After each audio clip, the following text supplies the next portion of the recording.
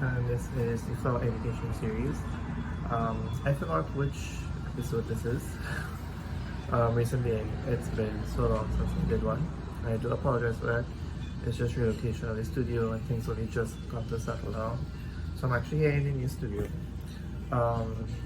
So today's episode is about big seasons. So we're gonna look at Valentine's and Mother's Day and how it really works. Right? Okay, so let's tackle Valentine's Day first.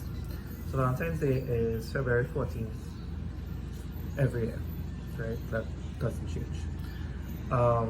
However, so florists don't really get to celebrate Christmas because Valentine's planning has already started, sometimes a week before Christmas. So Christmas 2021, as most of you would know, would have been pretty busy for us here at the Patopero, and we didn't, well, I personally did not expect it to be as busy as it was, but it was.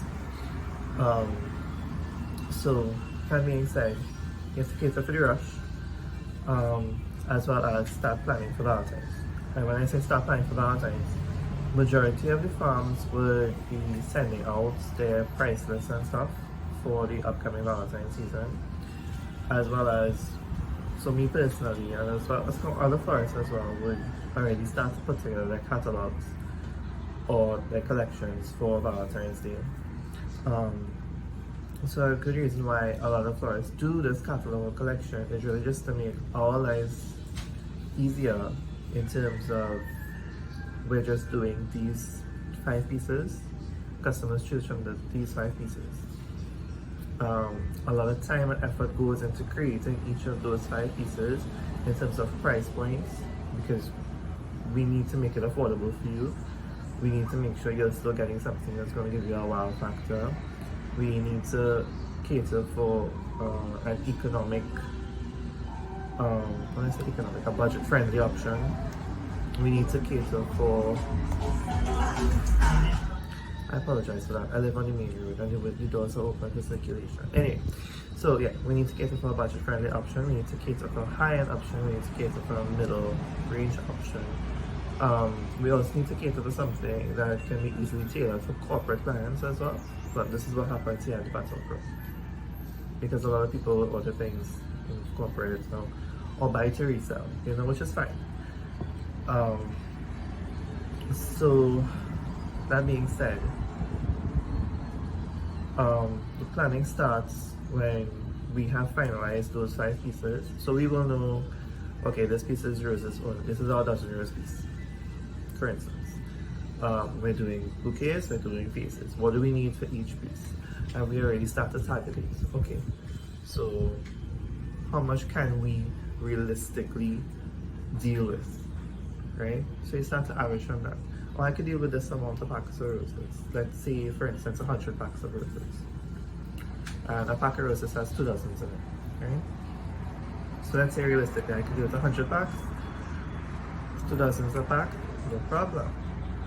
That's just roses. We haven't added in sunflowers, we haven't added in lilies, we haven't added in fillers, greenery, vessels, wraps, bows, cards, logistics. Delivery logistics is a big one. So I can tell you what happens here. So we cater for a particular number of deliveries and we work backwards from there. So for big occasions, logistically speaking, we need to be able to deliver on time, deliver your product in a pristine condition as well, and to make sure the whole process is efficient and smooth for you. And we know we could realistically do that with 20 deliveries per zone. So that's how we work it. 20 deliveries per zone, which is about 120 orders we cater for that one day. And then we work backwards from there. How many flowers do we need? How many pieces in each one do we cater to sell? What we do here is whatever flowers we ordered.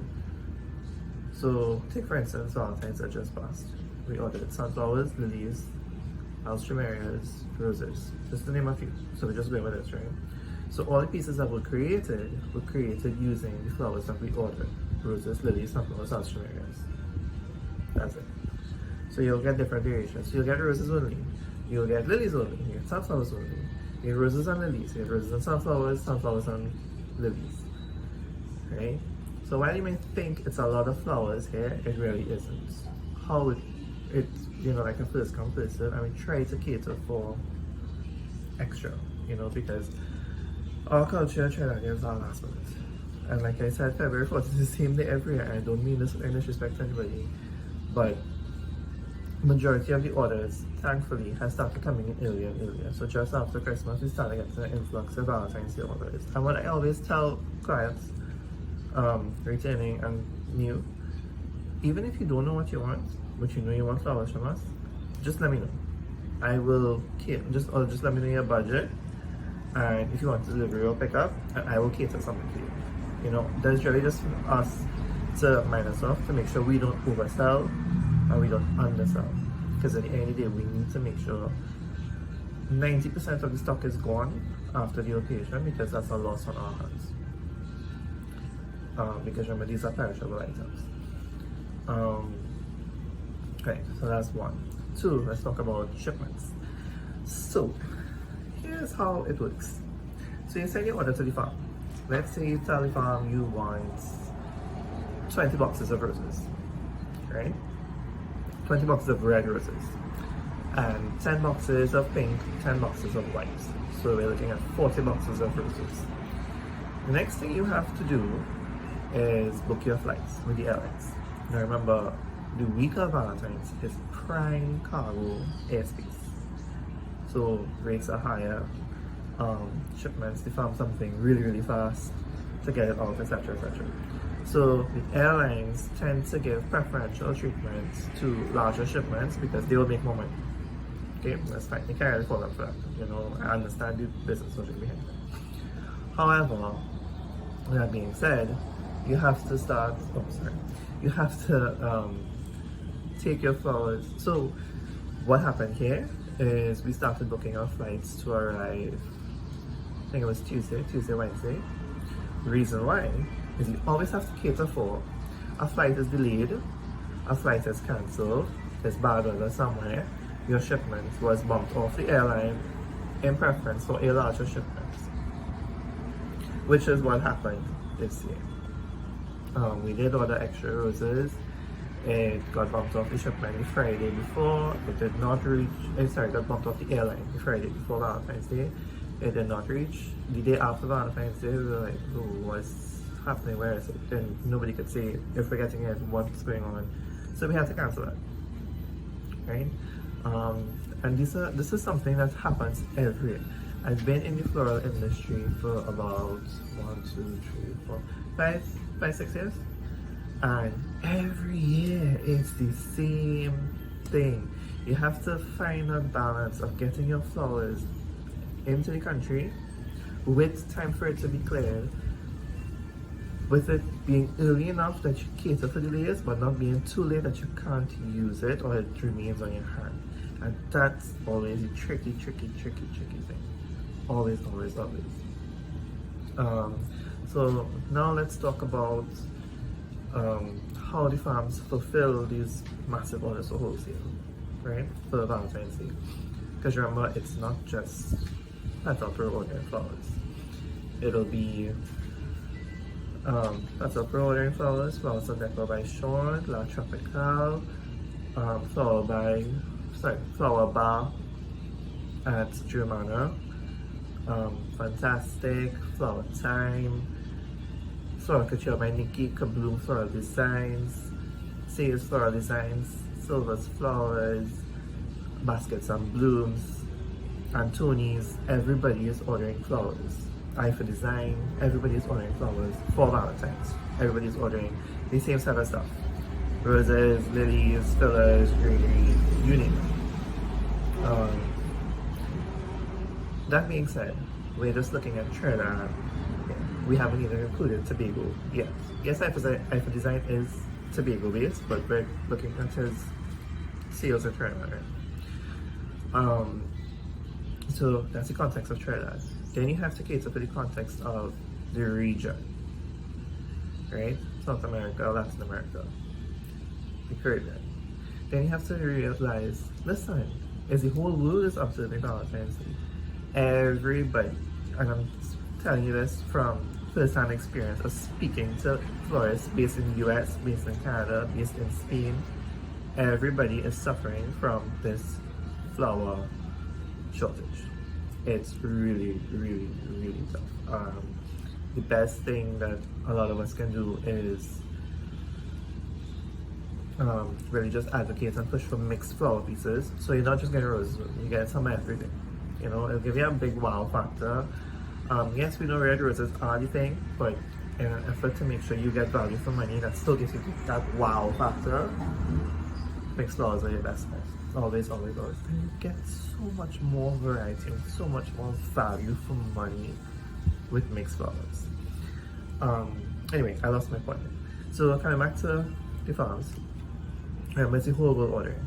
The farms are not gonna cut roses the day before each shipment, right? But the farms will start cutting roses and stockpiling it in their storage, dry pack. So dry pack means, so you know how we always keep flowers in water? Dry pack means these roses are cut, they're dehydrated in a sense, so they're sent into hibernation, and packed into boxes and then put into storage, cold storage. So they will sort of that. So as orders come in, hey, 20 packs of red roses, 10 packs of white, 10 packs of pink, pull it out, pack it up, petal pro, label it, put it on the airline, send it out. That's what it is. They just pull it from their storage because they cannot physically cut all those roses, all those flowers the day before the flight have to go, the night before, whatever it is. They have to actually work like this. So that's why Valentine's Day, a lot of florists, we do cater for wastage, spoilage, because when these things are cut, they're living things. They're cut, they're put down. A lot of the times you won't see the damages, you won't see, because to be honest, when flowers come straight out of the box, it looks like crap. There's no taste about it. So that's why we have to cut, we have to put it in flower food, hydrate it, give it a while, at least overnight, a day or two. Let it catch itself. You know, it's been dehydrated for how long? Let it drink and revive and everything. And only then, when you open the packs and start taking them out, then you'll see, oh, this one was damaged badly, this one didn't hold properly, this one is damaged too badly, entirely used to replace or something else. You know, so it's all these little things. This is how it goes. Right? And then prep work here when the flowers get here. Remember, we have to prep all the vases, we have to prep all the vessels. If we need to get things like wine, if we need to get things like chocolate, all these things we have to sort out before. Logistics. So I can tell you from here, better pro side of things, I try to have orders. I try to have orders confirmed and closed off. So Valentine's was Sunday, the Friday. Sorry, Valentine's was Monday. The Friday before, I wanted everything closed off and locked off. That way, I could prepare run sheets for all my drivers. I could give it to them the day before, so they can sit down and plot out their driver's run. So if they're leaving south, they have to reach Port of Spain. What time they have to leave south back to reach Port of Spain in time? Where are they going first? Who's time sensitive? Who has a special request for a time? So, you know, this is why we say deliveries will be done between 7 and 4 or 8 and 4, right? Because we don't know what the weather's going to be like. In Trinidad, one shower rain, everywhere flood. There's accidents on the highways, and so there's traffic on both sides. Now, you may think I'm being unjust right now, but this is how I think about it. You have to cater for all of these things. So that's why it's almost impossible to guarantee priority delivery on a peak season. And then when someone calls and says, hey, she's leaving work at 12. Hey, he's leaving work at 1. That throws a spike in your routes, you know? So we try to be accommodating. As long as we could do it, fine. And sorry, that's it. Yeah, so as long as we could do it, fine. But at the same point in time, it throws off the other deliveries as well. So sometimes you would find the driver's going to get a different delivery address, which sometimes is the only thing we can do, because the time we take to leave where we are to go to the delivery for the person who's leaving early, it puts the other deliveries, how many more there may be that haven't been completed it as yet, on hold, and that results in more unhappy customers, right? Because they didn't get their things early. And I can tell you what we tried to do too, and I think it worked really well this year for Valentine's. So what we did is we went to the furthest points first. So we had a delivery, I can tell you from the west, we had delivery to Santa Cruz, we had delivery to Maraval, and then we had deliveries in Port of Spain proper. So driver left here, went straight to the furthest deliveries first, and then worked our way back. Right? Same thing in the east. We went really far first, and then we came back to Arima, then we came back to Valentine, and then we came back. Right? So while we understand it may be easier to hit the closer ones first, everybody thinks it's easier to hit the closer ones first, but you have to cater for traffic. If you hit the furthest ones first and then come back this way, 90%, 80-90% of the time you're going against the traffic, which results in a smoother delivery. Right? So that's why we really do the things that we do. In terms of the 20 deliveries per zone area, so why we do 20 is, one, we need storage space. When I say storage space, transportation space. So a lot of our drivers are subcontracted, and they use, you know, their own personal vehicle. So it's cars, it's vans, it's SUVs. So there's only so much that can fit. So that's why we also like push things like boxes and things like that. So it's easier to pack, you know. So it's easier to tag out and be like, oh, this is the first one, this is that one. And 20 deliveries fit perfectly, little to no damages. If there are damages, however, like we say all the time, please let us know within 24 hours and we can issue a refund, we can issue a replacement, we can issue you a store credit. Right, but it has to be within 24 hours of you or the person you had delivered to receiving it. Right? Yeah, and as long as you let us know, like, hey, we got this delivery, somebody wrote the damage, is there anything we can do? No problem. Shit happens. I understand that. These things are also perishable. I understand that. You know, so, you know, we can't really tell each rose how long to live. You know, it's really, the onus is really on the rose. So that being said, once you let us know, right? So, yeah, so that's it. So, that's really just to give you a whole encompassing look at what happens to Mother's Day and, Valentine's. Mother's Day is quite similar. Mother's Day planning started the day after Valentine's. Sorry, Valentine's. The day before Valentine's, Saturday before Valentine's. I can't forget Mother's Day catalog already. So I know what we're gonna do. Right now, just looking on compositions, and then based on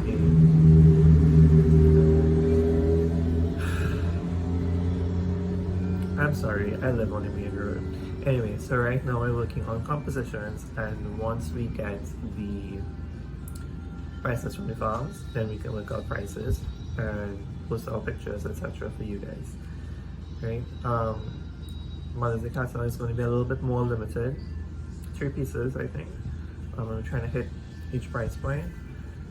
Yeah, and that's about it. But same thing, you know, we're catering for, you have to cater for delays, you have to cater for loss, you have to cater for all of these things. So it's really just to give you a whole composite look as to how it works. Right? A lot of these things are not in our control, like our extra addresses. That definitely was not in our control. Now the thing is, you can order these jerseys, pay for it, have the invoices, get the message that it's on the airline, and like about an hour after the night of, you just get a message from the fans, hey, your shipment was bounced. yeah, and that just induces anxiety and you can't sleep and stress, and you still have to like pull it together, get it together, come up with the contingency, and run with it, you know. So it is what it is. Unfortunately, these things do happen. It's just part of the floral industry, unfortunately, and really it just boils down to a manpower issue and a space issue. Hopefully, this should get better. You know, COVID is a thing. COVID really took a lot of transport personnel in terms of like truckers getting it from the farms to the airports and things like that. So you know, so it's a lot of different little battles you have to keep fighting to get the flowers here on time. So really just to show you, you know, how it goes, why it is the way it is, why sometimes we put things are sold out, why sometimes you'll get a call the day before, hey, I'm so sorry, but the warehouses didn't make it. You know, you have to like take it with some because these people, these clients have already paid their money in full, things like that, you know. So, you know, you have to find a balance. Things are really out of your control sometimes, and you just have to let around with it, unfortunately. But like a good friend said to me, this is what shows your capabilities as a floral designer, to roll with the punches, to come up with it, you know, the contingencies, make it up as you go along, and still make it wow, you know. Thank you, Tisha, for that at Kablu. So yeah, so that's it really for this flower education series. Sorry if I rambled on a little bit.